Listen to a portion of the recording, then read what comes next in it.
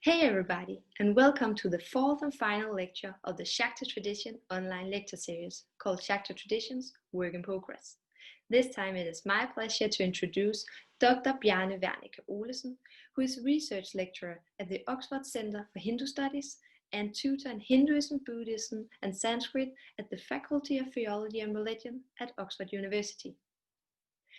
Dr. Bjarne Wernicke-Olesen has done important and groundbreaking work in the field of Shaktism and the tantric traditions in India and Nepal, and his research interests likewise include the Indian languages, especially Sanskrit, Vedic, and Pali, the ascetic reformism, medieval India and Nepal, and yoga and asceticism. In relation to this, his publications include a translation of the Bhagavad Gita and a Danish introduction to Sanskrit in 2 volumes called Language of the Gods, Sanskrit and Danish. He is the editor of Goddess Tradition in Tantric Hinduism and the co-author of a Danish introduction to Hinduism. He has likewise written a number of articles in Danish, German, and English. Personally, he has been my mentor and guide of inspiration throughout my academic life, and he is and should be a huge source of inspiration to everyone interested in the Shakta traditions. And so, now, it is my pleasure, without further ado, to pass the word to Bjarne. Thank you very much, Lena, for that very kind introduction. And thank you for the invitation to give this lecture on the rather broad topic, Hinduism and the Goddess, Shaktism and Shakta traditions. In this lecture, I wish to go up from the particular and provide a brief overview of the history of medieval Shaktism, that is, goddess worship in South Asia in its classical formative period. But first I wish to take a brief look at the history and state of research on Shaktism and how this influences our very understanding of what Shaktism is and how we study it. In this lecture, I will therefore also address some of the questions and challenges we face and propose a working model for how we may meaningfully speak of Shaktism as a major Hindu tradition, as is now common, particularly within Puranic studies and the history of religions, relating textual details with broader theoretical questions and the long durée of the history of Shakta traditions. It is generally agreed that Hinduism cannot be understood without the Indian great goddess and the goddess-oriented Shakta traditions. Worship of the great goddess in her many forms, from mild and benign Saumya to wild and horrific Ugra forms, pervades Hinduism at all levels, from village deities to high-caste pan-Hindu goddesses to esoteric tantric goddesses. Indeed, the study of goddesses in South Asia is not so much a study of one aspect of Hinduism as it is a study of Hinduism itself, since all Hindus worship goddesses in one form or the other. However, there's also a sense in which the goddess traditions of South Asia may be seen as an expression of a particular Shakta imaginary and ritual practice that is distinctive and sets them apart from other religious traditions. Thus, the great goddess Devi and her network of Shakta traditions in South Asia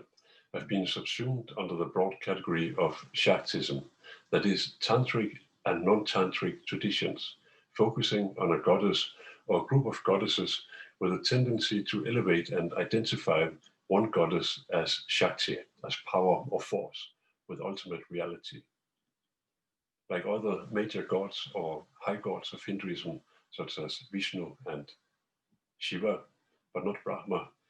the independent goddess Devi, in her gentle and fierce forms, encompasses all the cosmological functions of creation, preservation, and dissolution, including the functions of concealing and revealing herself,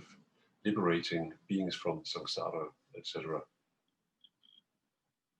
This was first expressed in the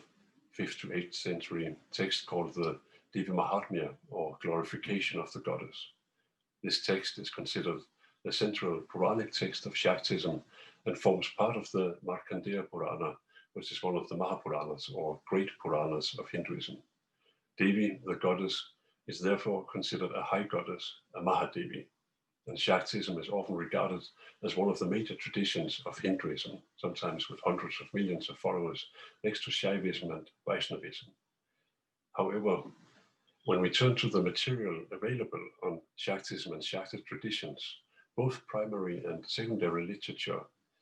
this notion of Shaktism as a major Hindu tradition is quickly problematized. We find that Shaktism is less easy to define than the other major Hindu traditions, and it can be surprisingly difficult to discern Shaktism from Shaivism in its tantric forms. According to some scholars, Shaktism is not a major Hindu tradition, but first and foremost an esoteric development within medieval tantric Shaivism, a Shaiva-Shakta subsect or form of feminized Shaivism, sometimes also referred to as Hindu Tantrism par excellence, while some would even reject the term Shaktism altogether. To this we may add a point of contention with regard to the history of Shaktism and its origins in either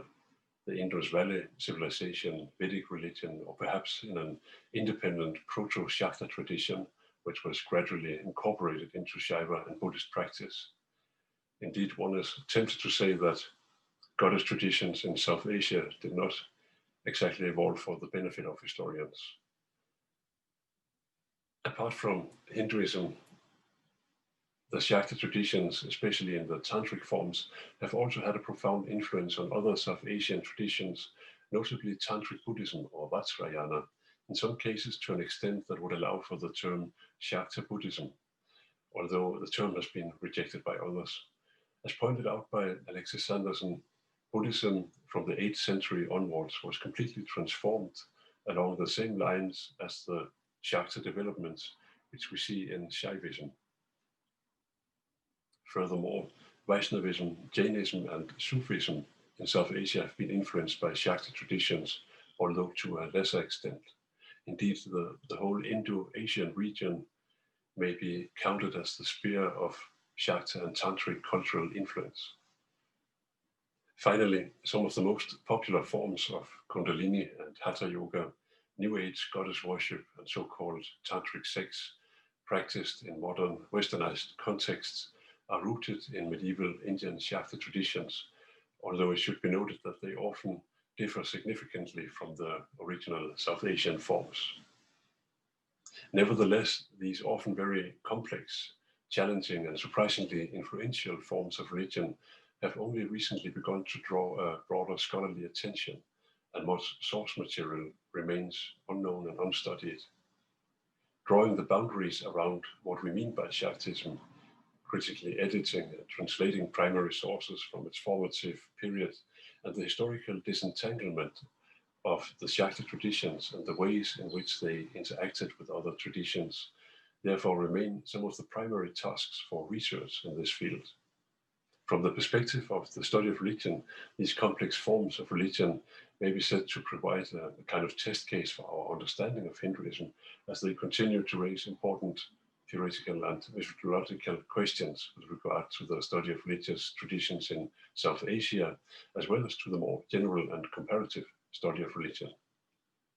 Although Shaktism, as presented here, has had a long and influential history in South Asia, and many of its forms are now part and parcel of a global religious history, this lecture will limit itself to what might be considered the classical formative period of the Shakta traditions. This period spans the centuries from the culmination of Brahmanic Sanskritic Shaktism around the 8th century with the Puranic Devi Mahatma till the culmination of Tantric Shaktism and the Kulamarga in Kashmir, Nepal, and South India around the 13th century. The classical formative period of Shaktism thus coincides with Alexis Sanderson's periodization of Shaivism and the Tantric traditions into what he has termed a Shaiva age in the early medieval period, that is from the 5th century to the 13th century. The approach taken here is therefore not that of explanation as the location of a cause or the search for roots, but rather explanation in the sense of understanding based on some of the most influential and prototypical forms of this tradition. The focus on medieval Shaktism is therefore justified by the fact that important doctrinal foundations and practices were established during this period, and later Shakta traditions are rooted in these classical forms of Shaktism. A central question for the research in Shaktism and Shakta traditions is the clarification of the distinction between Shaiva and Shakta traditions, as well as the relationship between the terms Shaktism and Tantrism. An attempt to address this question will have to take the conceptual history into account, which is intimately linked to the history of research in the field. Thus, it was the second Bowden Professor of Sanskrit at Oxford, Sir Monja Williams, who coined the terms Shaktism and Tantrism in his work on Hinduism in 1877.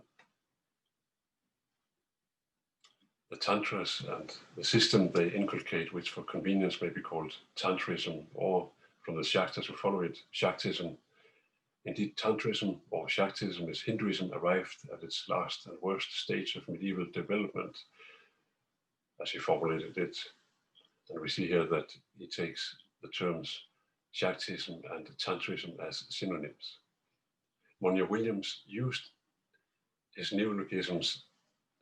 as synonyms, which is also indicated in the entry for Shakta in his influential Sanskrit-English dictionary. However, from the beginning of the 20th century onwards, scholars have argued that Tantrism and Shaktism should not be considered synonyms, but rather two intersecting but not coinciding circles, or even von Haus aus verschiedene Dinge. Later scholars of Tantric and Puranic studies have either confirmed this distinction between Shaktism and Tantrism or viewed them as coinciding circles. Not surprisingly, these differing conceptual models of Shaktism and its relation to the Tantric traditions have resulted in very different writings of the history of Indian religions, very often contradicting each other, as we see reflected in handbooks, companions, introductions, and online resources to Hinduism.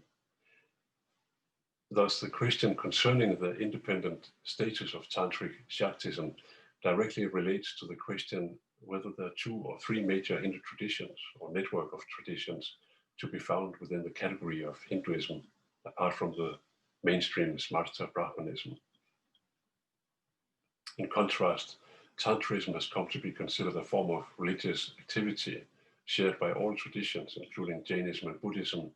rather than being a major Hindu tradition in itself. As pointed out by André Perdue, the difficulty in defining the relationship between Tantrism and Shaktism is in fact due largely to the imprecision of these two notions, which were inherited from a time when the Tantric texts were as yet little known and when we had not yet realized the extent of the Tantric phenomenon. Further knowledge and the resulting fuller grasp of the two notions of Tantrism and Shaktism will help clear the confusion. It may even make the problem disappear. Due to its conflation with the notion of Tantrism from the very outset, the study of Shaktism has shared the same fate of becoming a somewhat neglected research area, or in the words of Douglas Brooks, an unwanted stepchild in the family of Hindu studies. Shaktism even came to be identified with Hindu Tantrism par excellence, and rather than referring to goddess worship, it came to denote hardcore Tantra, that is, the extreme left-hand practices, the Vamacharya, defined by the use of forbidden substances, panchamakara, including meat, mangsha, alcohol, madhu, and bodily fluids, dravya, produced during sexual intercourse, maitana. However, with the counterculture of the 60s and 70s and the revival of the romantic fascination with Eastern religions, the infamous transgressive practices and exotic material culture associated with Tantra and Shaktism came to be viewed in a more positive light, and sometimes as the very essence and attraction of the subject matter. Along with a dramatic increase in popular interest in literature, a new generation of European textual scholars emerged, who subsequently pioneered the field of tantric studies through philology and manuscript studies, especially over the last 3 or 4 decades. And although there have been important general works on Tantrism and Shaktism, it is with the more recent work of Alexis Sanderson and his mapping of the tantric traditions that our knowledge has significantly improved. In his groundbreaking article on the Shaiva age and in a keynote address at the Shakta Traditions Conference in Oxford in 2011, Alexis Sanderson has suggested a new distinction between the tantric parts of the Shaiva mantra marga and the Shakta kula marga, the latter originating in a very archaic and independent Shakta tradition of skull-carrying Kapalika ascetics coming in from the side and preserving its own ritual system within the mantra marga of Shaivism, in spite of various attempts at reformation and assimilation. This implies, amongst other things, a breakaway from previous notions of a common liturgical Shaiva system for the mantra marga in all its versions, both Siddhantika and non-Siddhantika. Indeed, we are now able to meaningfully distinguish between tantric Shaivism, the mantra marga, and tantric Shaktism, the kula marga, at least on a ritual level. And I quote from Sanderson's keynote in 2011, which he described as a radical revision or extension of his work with regard to the mapping of the tantric traditions. And I quote, "What has been hitherto represented as a more elevated mystical tradition within Shaivism is indeed so seen from the perspective of later Shaiva practitioners, but it is also a very archaic and independent Shakta tradition from the outside, which has been preserved in spite of various attempts at reformation and assimilation." So although much work remains to be done, this lecture represents the view that we now know enough about tantric Shakta traditions, as well as Brahmanic, Sanskritic and popular Shakta traditions, to make some general claims about them, including the conceptual modeling of Shaktism itself. An important question is therefore, to what extent the term Shakta tradition translate any indigenous term or phrase?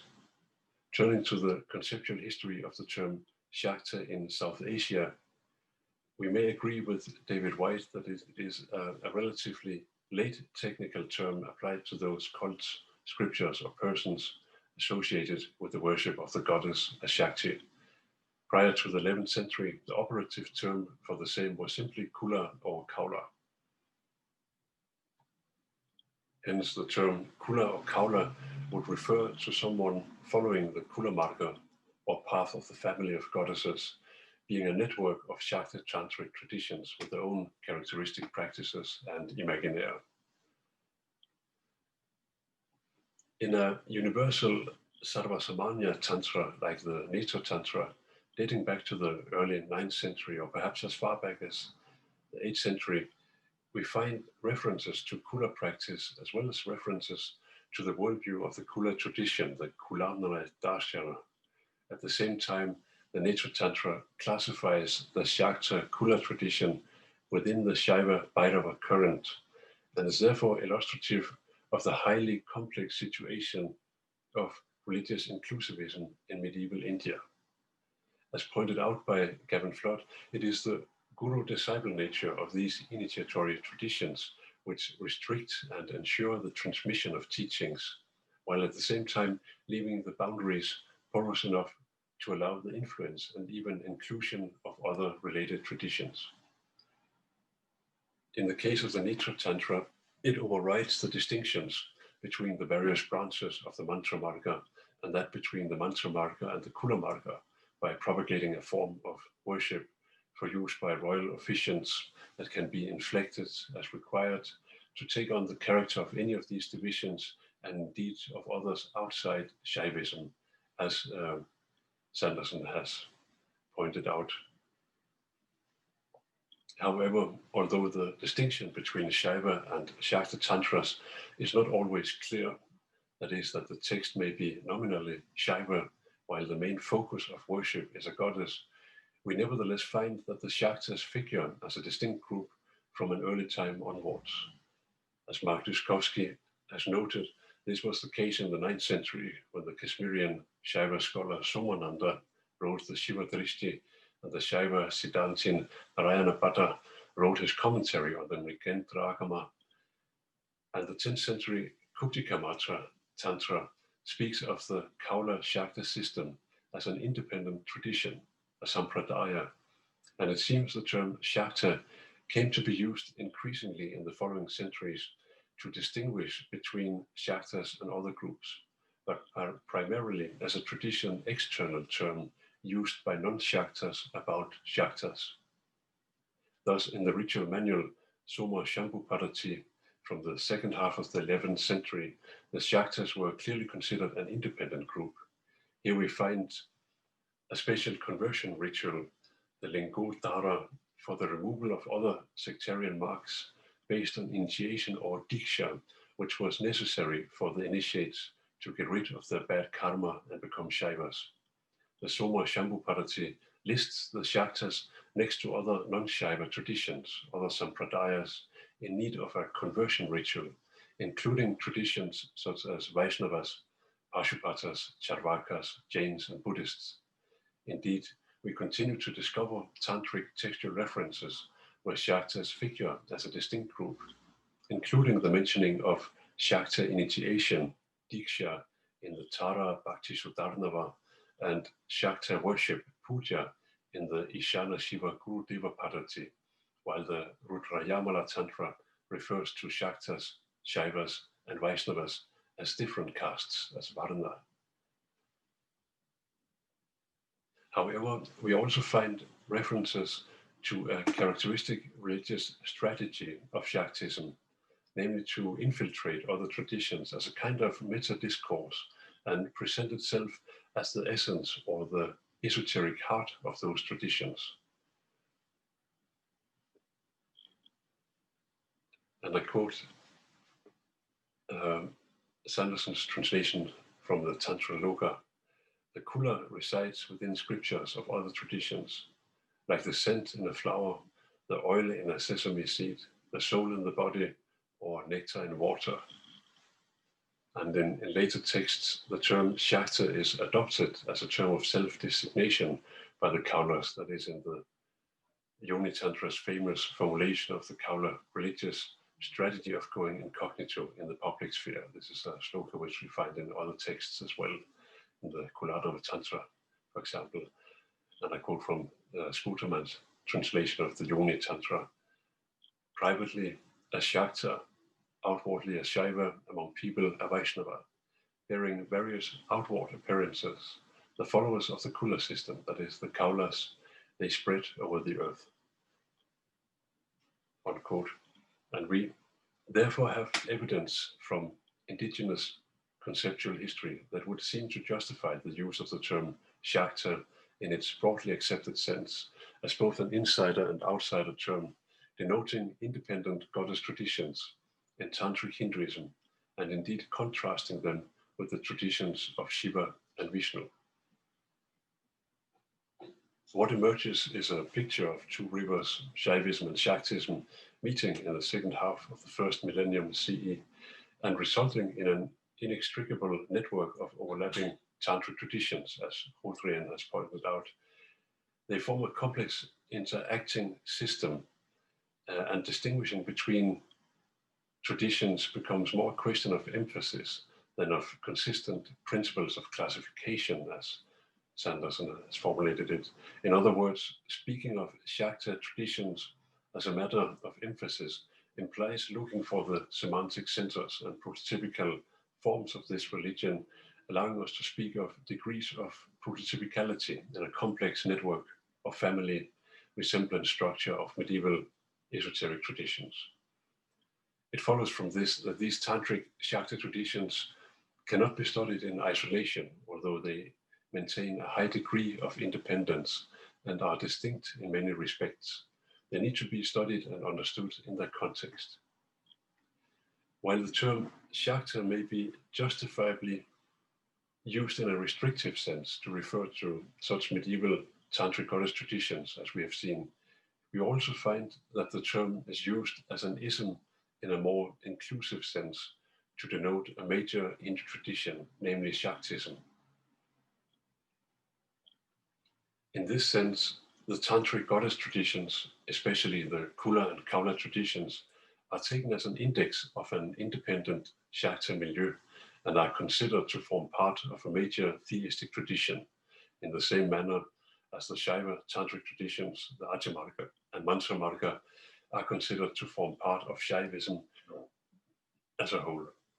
In this case, the terms Śākta and Śāktism are used in the same anachronistic way as the terms Shaivism and Vaiṣṇavism to invoke a conception of an overarching and syncretic religion, encompassing the worshippers of the goddess as Shakti in all the different aspects, as well as the traditions which they follow. In this inclusive sense of the term, Shaktism constitutes a model building of a major Hindu tradition, that is, a conceptual model usually consisting of three forms of Hindu religion, often referred to as Brahmanical orthopraxy, popular local traditions, and the renounced traditions. In the case of Shaktism, we may term these Brahmanic Sanskritic Shaktism, initiatory or tantric Shaktism, and popular Shaktism, village Shaktism, or local Shaktism, in accordance with Axel Michel's typology for the three forms of Hindu religions. To this can be added a typology of 3 or 4 modes of Hindu and Shakta religiosity, namely ritualism, including Tantra, spiritualism, devotionalism, and heroism in Michel's terminology. These modes of religiosity correspond to the different paths of Hinduism, karma, jnana, and bhakti marga, with heroism, virya marga, being a neologism referring to modern political Hinduism. Although Michels himself does not operate with the notion of Shaktism as a major Hindu tradition, in contrast to, for example, Gavin Flott-Bjerregaard and Heinrich von Stiedenkorn, we find that this typology of Shaktism corresponds well with indigenous models and terminology, as well as with much recent scholarship and fieldwork. Thus, June McDaniel has developed a typology of Shaktism based on her fieldwork in Bengal, distinguishing between Shakta Bhakti, Tantric Yogic Shaktism, and folk or tribal Shaktism, and while adding a 4th subtype of Shakta Bhakti, namely Shakta Political Bhakti or Shakta Nationalism, corresponding with Michel's Virya Marga. However, as pointed out by Bjarne Wernicke-Olesen in her recent work, Heroic Shaktism is not a new phenomenon, but has been at the core of Durga worship in ancient Indian kingship since the beginning of the classical formative period of Shaktism. We therefore seem to have here an adequate and consistent model building of Shaktism that can interact with other historical periods and forms of Hindu religion. That is a way we can meaningfully speak of Shaktism as a major Hindu tradition. As a schematic diagram, the notion of Shaktism in an inclusive sense would therefore look like this. So we have here a working model of Shaktism on par with Shaivism and Vaiṣṇavism as a major Hindu tradition encompassing 3 forms of religion and 4 forms of religiosity. By this model, we are also able to show what may be termed an area of confusion, namely the meeting and overlap of 2 traditions in a complex network of Shaiva Shakta Tantric traditions. In addition, the intimate interaction between the 3 forms of Shaktism is here marked by an arrow. It is an approach where we attempt to maintain the conventional categories and map the overlap. Now, turning to a brief overview of the history of Shaktism, we'll first take a look at origins of Shaktism. Goddess worship is certainly an ancient phenomenon in South Asia,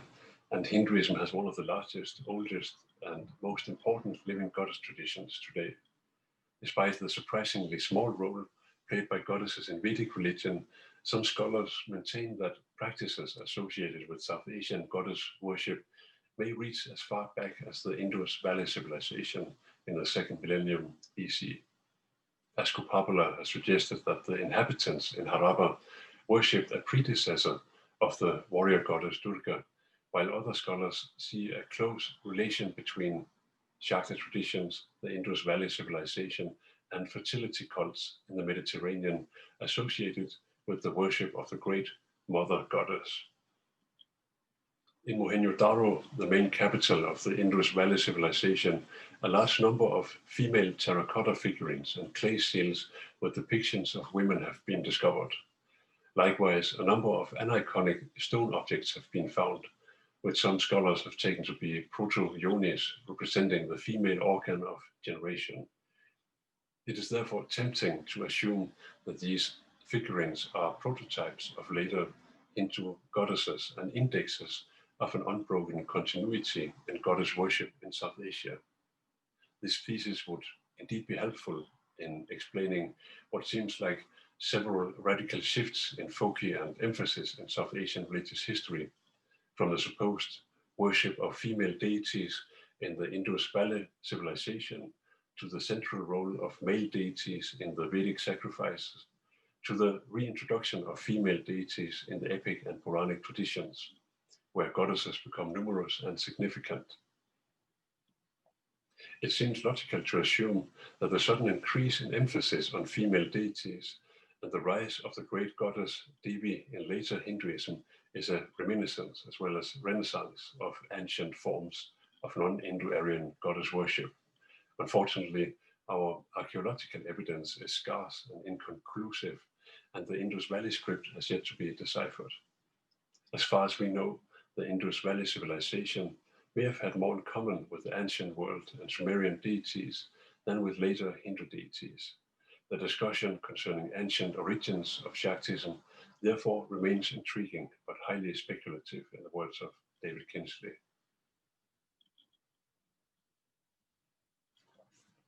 A further discussion relates to the origins of goddess traditions in an independent Shakta milieu.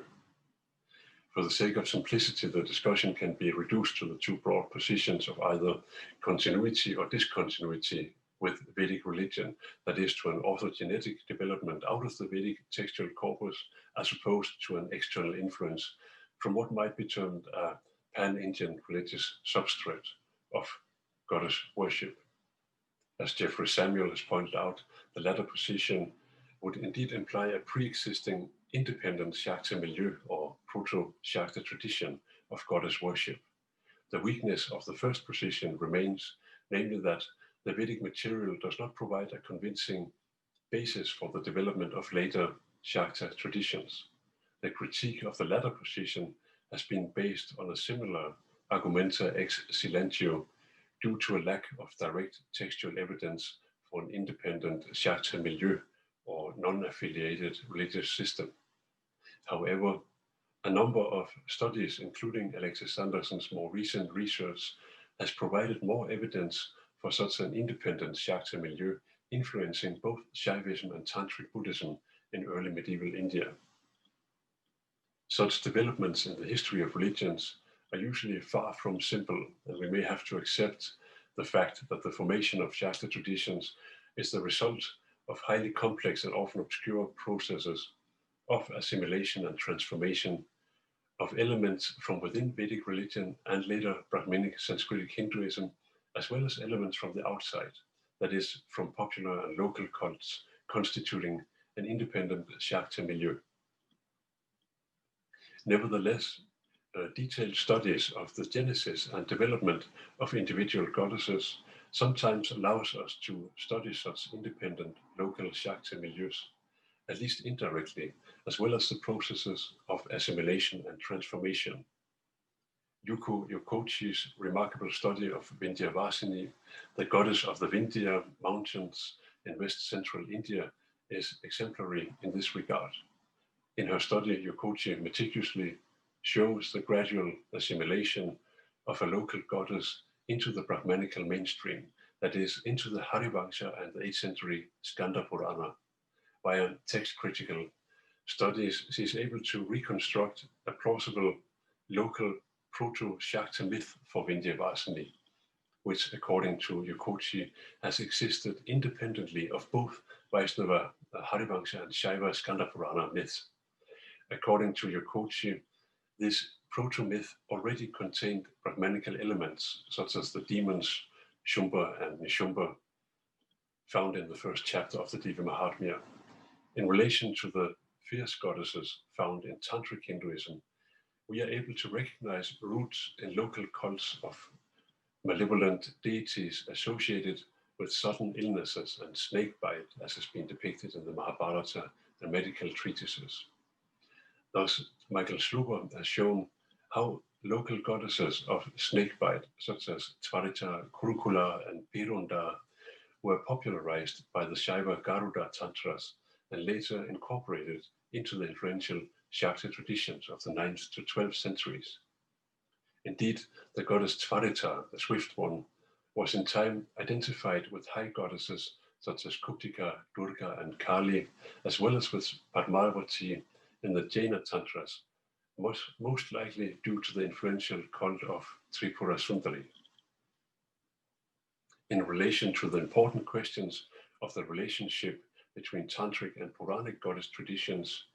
Sluga has presented evidence that Puranic chapters on snakebite goddesses were borrowed directly from Tantric sources. Another important example is Jessica Van Birkenholt's groundbreaking study of the later Svastani Vrata Katha and the emergence of the 16th century Svastani goddess tradition in Nepal. Through her careful text historical and ethnographic study of the rise of a local Neva deity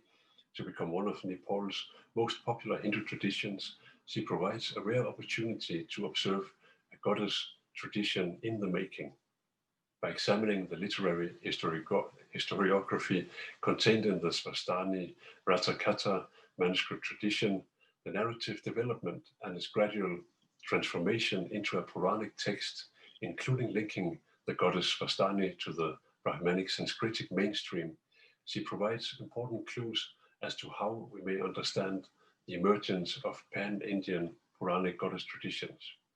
Indeed, based on such particular studies, we may conclude with Jeffrey Samuel that local goddess cults, however limited our direct sources of information, seem to be a near certainty.